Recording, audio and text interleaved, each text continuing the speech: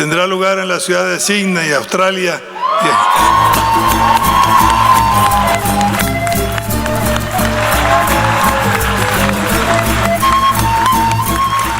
Get ready to host the world again, as we did in 2008, as we did in 1928, to share our faith with them and to let them share their faith with us. What amazing news. We're on, we got it.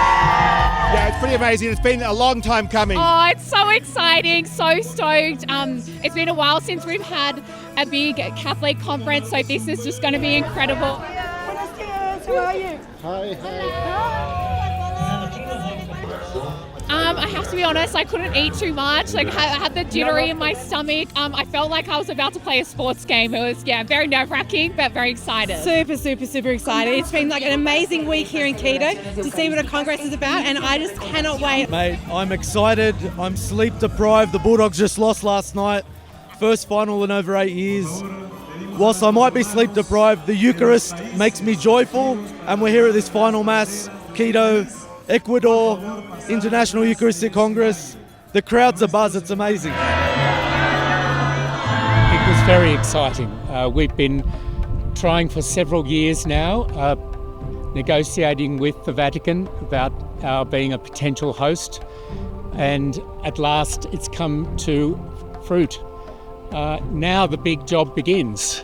Now the years of preparation, and then the years of celebration, and finally the years of reaping the fruits of an International Eucharistic Congress. There, in a small room of a simple house, men, women and children came together to adore the Lord present in their midst. It'll be awesome to relive what we lived in World Youth Day 2008, live it all again a different way. This involves us a much broader, it's not just youth, it's not just families, it's everybody, because it's the Eucharist, it's the church. So these next years are going to be really amazing. Something that I'm so excited about for Sydney. It will really change the Catholic Church in Sydney, and this is what I'm hoping for, that all of us, all Catholics in Sydney, we would really embrace Jesus in the presence of the Eucharist and really use this as a tool of evangelization to spread God's love to others. The greatest news you could have hoped for all week. There is a Eucharistic revival in the church. Australia is going to get it over the next few years, and we can't wait to be the hosts.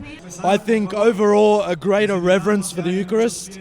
I think we need to understand that when Jesus said, "This is my body," it's what he actually meant, and it is his body. So I want to bring that back to Australia, and we've got the next 4 years to make that happen. In our parishes, in our schools, we are going to be all things Eucharist. And if you're not on board, you got to get on board. I think it means a lot. I think, in Sydney we haven't had it for so long.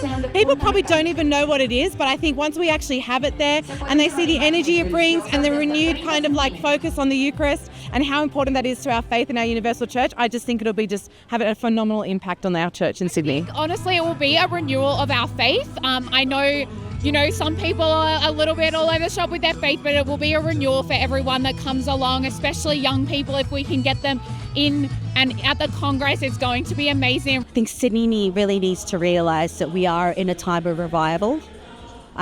We are in that time of change, and people desire the love of God, and we just need to embrace it. He's invited us, and we just need to open our hearts and accept that and say, "Yes, Lord."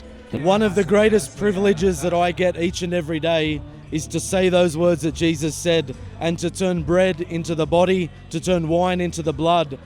And for that to be a focus now over these next 4 years just warms my heart, brings me great joy, and I'm just pumped. Words are lacking at the moment. I'm pumped. Look, there'll be a lot of joy present in the streets. People can take part. There'll be processions, fiestas, all sorts of expressions of the whole world which is present in Sydney. You'll see a real reflection of what the church is. It's 100 years since the last International Eucharistic Congress in Sydney. It's 20 years since the World Youth Day in Sydney in 2028. It will be a chance then for a new generation to experience the renewal that comes, the evangelisation that comes, the excitement about our faith and the going public about our faith. that happened at World Youth Day, that happened at the Congress in 1928. That's going to happen for Sydney all over again, and it will be a wonderful time. Australia does everything bigger and better, so please come along, you won't regret it, and see you in 2028.